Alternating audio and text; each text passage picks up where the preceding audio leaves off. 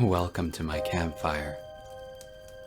My name is Seraphine, the Midnight Bard, and I travel from place to place, seeking the strange, the bizarre, and the unexplained. Sometimes, it's easy to feel as if the weight of the world is on your shoulders. Each day, thousands of little things consume more and more of our time and energy until we manage to finally make it back to our beds and prepare to restart the cycle again the next day. That's life, so they say. A person trapped in this seemingly endless routine could be forgiven for wishing that there was more beyond the daily 9 to 5. One should be careful what they wish for, as there are things beyond the bounds of normality that we should hope to never witness. I once found a record of one such calamity on a tattered page that fell between worlds. The writer's haunting narrative declares, "We are the Broken Idol."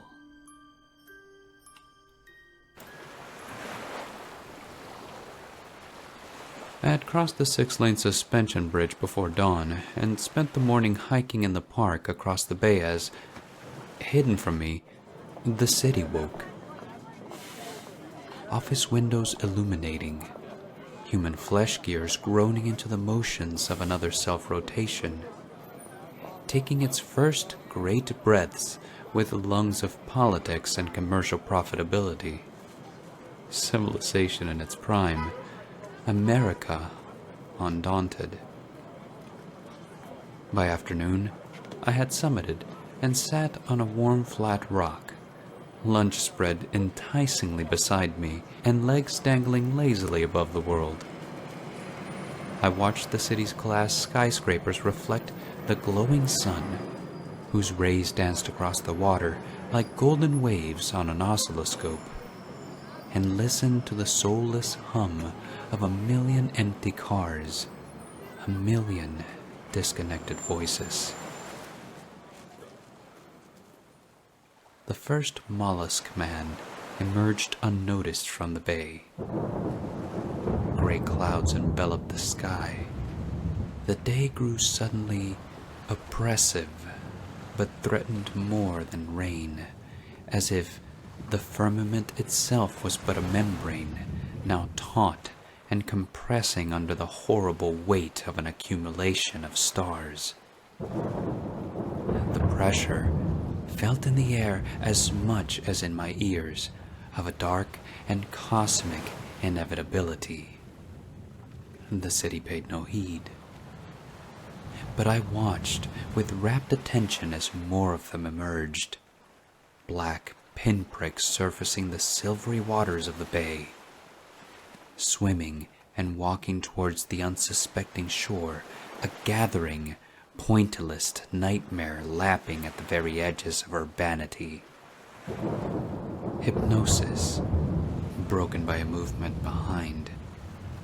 3 mollusk men emerging from the vegetation, marching single file along the path toward me. Human-sized cephalopods clad in woven microplastic robes, their tentacular whiskers flowing in the illusion of a liquefied air. Instinctively, I retreat. Blind to me, they shuffle past. They stop. Sirens. They raise their shiny arms and begin the incantation, speaking syllabic chains of hideous incomprehensibility. Less language than a syntax of miasma, and indeed, their words escape their loose and flapping mouths as an iridescent vapor, 3 strands that rise and rising intertwine. I look toward the city, the flashing of emergency lights, the chaos of invasion, the warping of the heavens. to which, from everywhere, the same trinities of braided vapor chant ascend. Syllable upon terrible syllable, broken intermittently by the thumping of helicopter blades. The pitter-patter of machine gun fire and the wailing of the damned. Humanity is lost. The incantation reaches a crescendo. Space-time tears like a rag. The sky opens. The dead and dying stars collapse on us as cosmic rubble, and across the bay, beyond the darkened city, a great carmine fire erupts, casting demon shadows on what remains of our reality and rendering the city skyline a dreadful silhouette.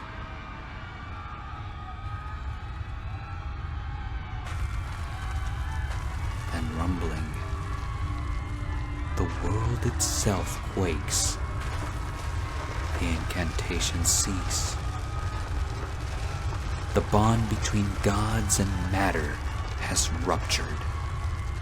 The dread skyline is lifted higher and higher until the jaggedness and buildings transform into the ancient teeth of the lower mandible of Moloch.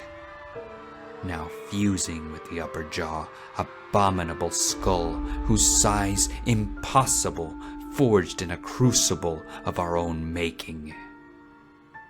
Shedding all detritus of progress, he grows. Primal, he becomes. And we are undone.